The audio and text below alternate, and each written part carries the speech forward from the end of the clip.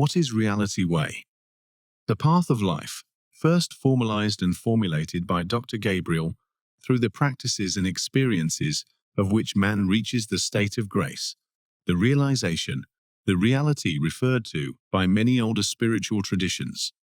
The system of reality transcends the scientific, philosophical, religious, or spiritual systems we know today by acknowledging and embracing them all. It is based on the Reality Codex, first published in Hungary in 2023, which is a simple, practical guide to the process of realization, where man is able to see himself, the external world, and the purpose of life on earth in reality. According to the followers of reality, it can give real answers to the most difficult questions of life on earth, such as, who are we? Where are we going? What is our purpose? Is there a God? And if so, where?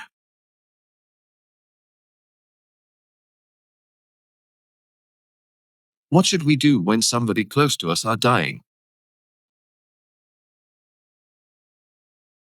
Master, my question has to do with the fact that when one of our parents falls ill, which is my mother in particular, and I have it in my heart that I don't feel sorry for her, and I know that I can't save her, but I want to support her. I don't bother her with what I'm learning here. Although she asks me sweetly, well, what does your master say about that?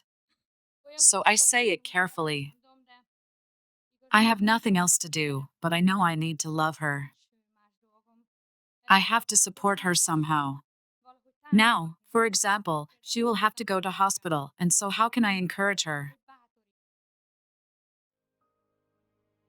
Thank you very much. So, it's a very good question, and it's something that everybody has to face up to. The short answer is that everyone on the crashing plane starts praying. The interesting thing is that we can't be prophets in our own country. We shouldn't be prophets. It's difficult even to try because it's certain that our attempts will end in murderous conflicts because in our parents' eyes we are their children. And his ego cannot, with very rare exceptions, allow you to be wiser than he is because he's your mom or dad. So we can do one thing, we set an example, and we are always calm, and we don't get into conflict situations with them because we don't have to. However, as with my mom, and as you will experience, there comes a point when it becomes obvious to the person leaving that the time is near. This point is a very interesting point because not everybody at this point, because you have the type of person who is very much in the material on the first plane. And here we find that whatever you do, here was the question. Whatever you do, they're terrified.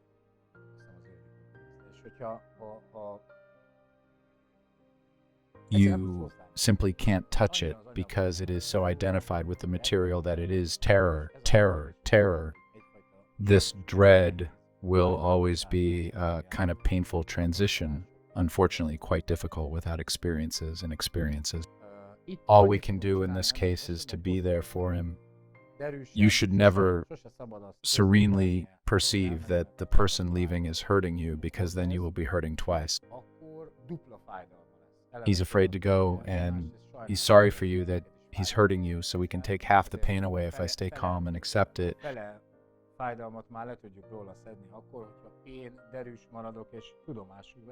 I'm like, Mom, if you have to go, go. I'm here. I love you. All is well. This has already helped half of it. But when it approaches, according to the old folk tradition, 9 months, and there is truth in that, the first time we receive a signal 9 months before we leave, and the second time 9 days before we leave. And by the way, it's a mercy. 9 months to do the big things. You can do 9 months. 9 months in the toilet. So we've got 9 months to sort out legacy, fetch, I don't know, get our affairs in order. And then there are 9 days, and the older people, especially the old people, felt these 9 days, especially if they were not taken down full of painkillers, patches, morphine. Then it was felt at this 9-day mark, you usually ask for help. If you have time, I'm telling you, there are the 10-20% who don't. It's just so in there. It's terrified, and you just can't do anything about it. You're there, holding his hand. You can't do anything. You love. The other one is when about 9 days before, he asks for help and says, "Come, let's talk." And then it's a bit sarcastic, but he says, "And your master, by the way." But he's already thinking that maybe he should have done a little bit of this in addition to the business or something, you know? Then, nice and easy, careful, very much so, I sent Anabari the meditation to my mom the other day because she was in a similar situation. And I thought, what if we share this? I'll publish it. And the second is when a very prepared person stands there and says, "Please, something is happening here. Someone I love the most, whether it's my daughter, my son, my granddaughter, whatever. I'm asking him for help. Be there." And if things are going well, then the ego is already starting to diminish. Then the I'm mine, the I want disappears because he realizes that nothing is his. You have to leave it anyway. The problem with the very materialistic person who is afraid and terrified is that what he has accumulated, what he has worked his whole life for an apartment, for a car, for 2 apartments, he has worked his whole life for, and he realizes subconsciously, even consciously, that he has spent his whole life on what he has to do here. And with real values, I'm unlikely to. It's a shockingly painful realization, but at least he recognizes it. My experience is that the presence of a conscious person, and you are conscious people, the presence of a conscious person, a real person, is the greatest help in the world. Unfortunately, hospital care is difficult, so it was my mom who called me to come to the hospital and take me home. It was not, "Please take me home or help me go home," but, "Son, take me home." But COVID it wasn't that simple.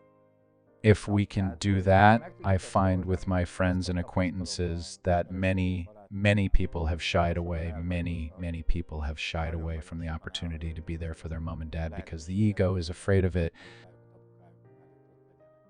Because we are closed off from the experience, we bury our heads in the sand. We send relatives to the hospital, if not us, then the GP. Therefore, we would push this event away, even though it is one of life's greatest redemption points. And that's why not. I noticed myself that I wanted to run away when I felt we were close. Moreover, they came to see you because I told them about the race. Thank God I stayed there, but the ego wants to take me away. Well, don't let me squeeze our little bottoms together and stay. And if we can, let's be with that person. That's the most we can do for him. Because in the process, if we can be there for it, there will come a point when the ego will collapse. It's an inevitable law. When the wall, the ego, the attachment starts to come down, and a cry comes out, a handshake, something, and then you can talk about it. Or if you don't speak with your words, you speak with your eyes. If you can't with your eyes, because his eyes are already on the hinge, do you squeeze his hand and make him feel that there's nothing wrong? I used to say that when Mum's eyes were closed, it was meditation. Then I say, meditation. The music was playing. I read in China, a friend came home, died, his mother asked for help. It's a total collapse, even though a man of infinite wealth is running a Chinese company. We went to university together and the Greyhound died, collapsed. Done. He has 6 children. And I told him my story and he just couldn't believe it. And then his eyes lit up and he said, "Good God." So, good God. She was ordered to be there because she was a big help to her mom. But if we are conscious and we can be there for it in the Egyptian Book of the Dead or this Bardo TDLA and these ancient traditional books of the dead from Bardo Cross, I've been going through them when I was younger. They are very beautiful. They're fantastic, but the experience is more so when you are there and you sense the passing away.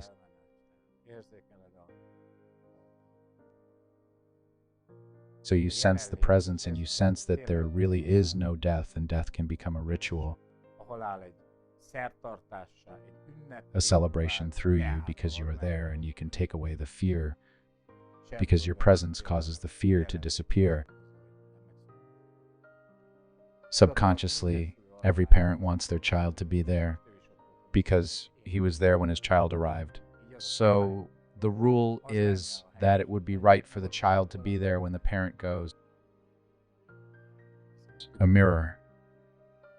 It's what every parent secretly wants, but do most parents love their children so much that they want to spare them? It's not right. I urge everyone to participate, to be brave, because we are in for the greatest initiation. It is when information becomes experience. Is it when you realize that it is only a matter of state of mind, that death is a pain or a celebration? It's just a question of attitude. Can you make it a celebration? And an interesting thing happens in karma, because if you set an example for your child that you are there for your mother and father, then your child will be there. Otherwise, because you set an example and your child will have a what? That will be the plan. And you won't go home terrified that your mom or dad has died, but you'll say, "I went beautifully." You have to say it alone. Obviously, you don't have to lie, but if you're there, it will go beautifully. And then you can tell that to your child, and that's how we pass on the reality, because that child will no longer be afraid of it, because we're passing on the fear. When the child sees you as being afraid of your own or your mom's or your dad's, he or she will carry that fear forward.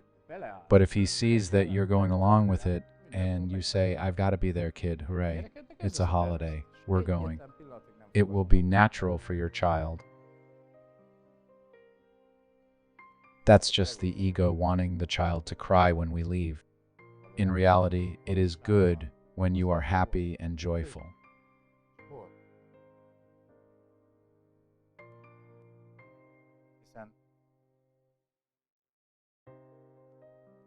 It was funny about my relationship with my mother. I've told you about it. I was the one who was kidding at the end. Says God, doesn't it? "You don't mind if I go, do you?" "No problem. You shouldn't play foot tennis." "Go away, Mama." There was such a humor to it. He laughed. I laughed. It wasn't easy to say, but you're in. It had a subtle humor, a subtle presence. Anyway, but to come back to the question, you always have a few days, a few hours, a few minutes even. When the consciousness opens up, the ego goes down. And then you can do an amazing amount for it. You can do a lot more for it in those few minutes than you have done in your whole life. We just keep avoiding it because I've never seen a dead body.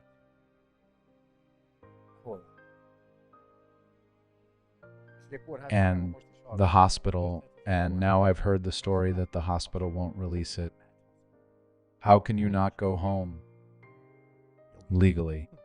but I've been hearing a lot of times in the hospital lately that I would buy it.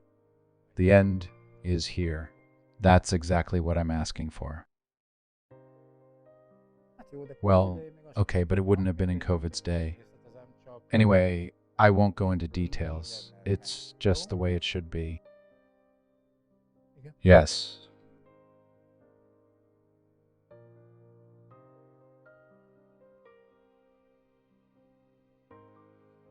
In a dream, it's a mercy. So it's always grace.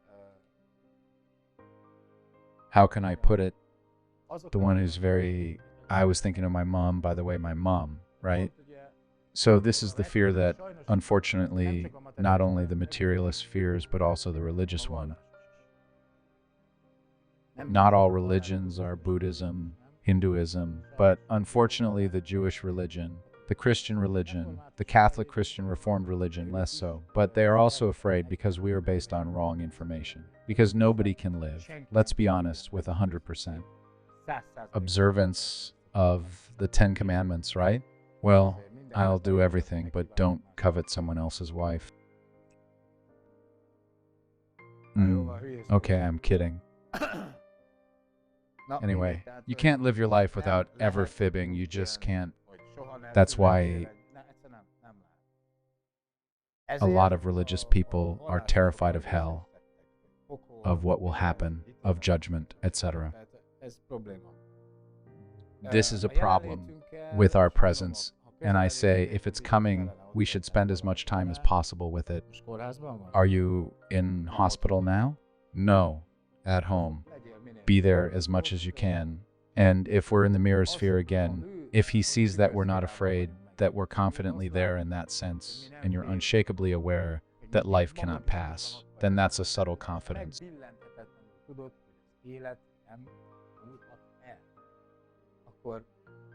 If you fall, you get bored, you start to feel sorry for each other.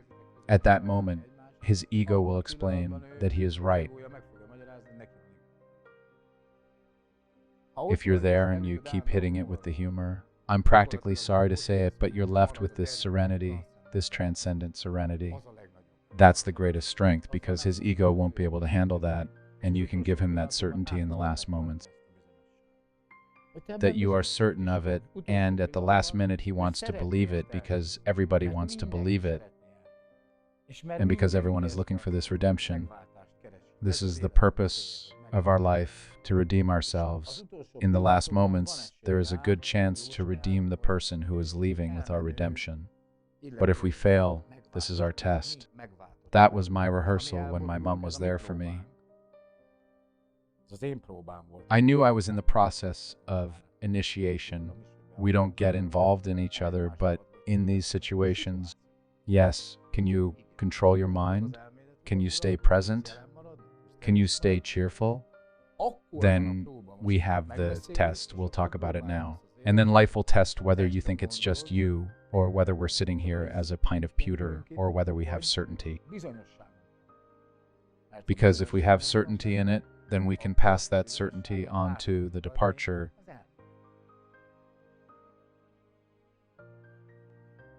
But even if by chance we can't pass it, it's still our test.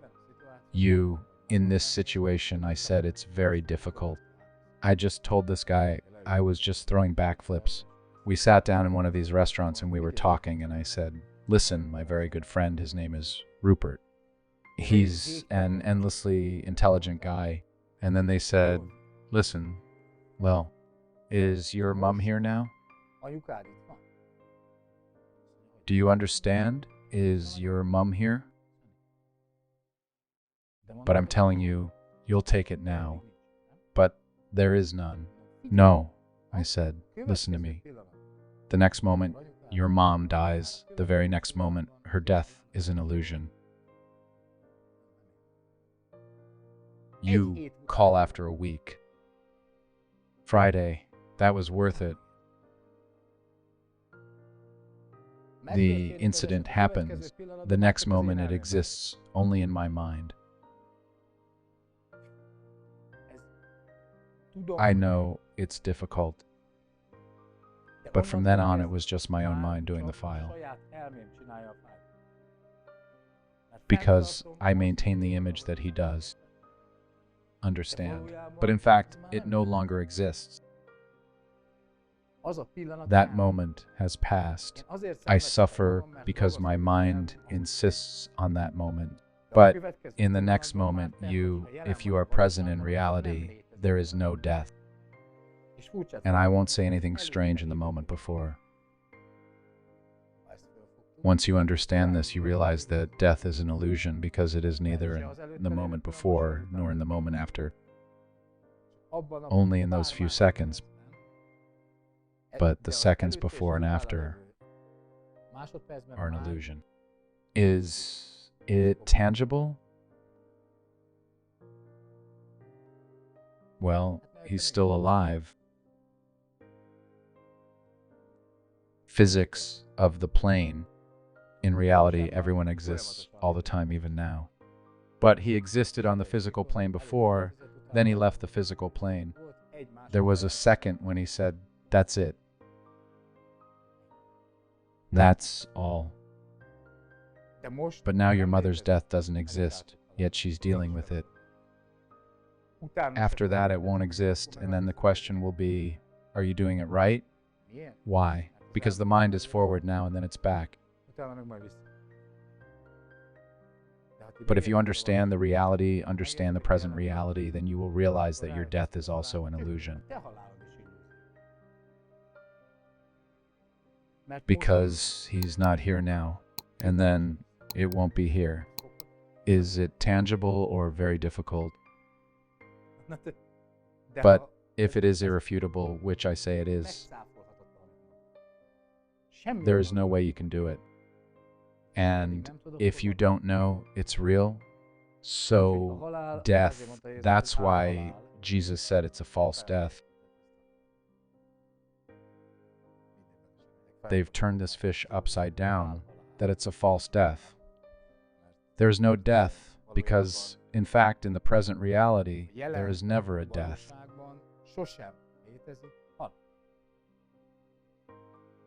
If you think of death now, Iluz, if you put your body down and think back, Iluz, if you're thinking about your mother's death, it's still illusory. Even if you think about it afterwards. So it's pure earth logic. There's no spirit, nothing.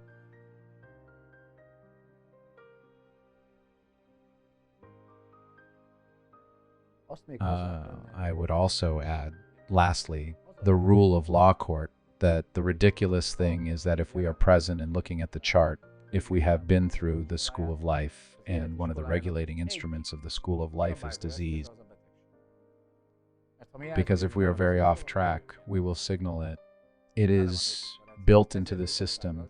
That's why it's silly for medicine to want to eliminate the symptoms. It cannot be eliminated, just as death cannot be eliminated, because they are part of life, part of the guiding decisions of the faculty. But at the last minute, even from the root, if someone is very attached to what they've put together in their life, and you're there, all the leaps can be made at once. This was the biggest message of Bhagavad Gita to me at the time, that it is not too late to act at the last minute. And now it's become a reality with my mom, because we really jumped from about number 2 to the realization. In a moment before, I told him that I had brought him the video materials, but he had watched them, but only so that I wouldn't be offended, or not. So, to comply, I took him the little thumb drive. It was plugged into his TV, but basically he was just doing it as a courtesy until then. But when we were in the vicinity, well, how is that? And there we are. We just need to be there. Okay? Thank you very much.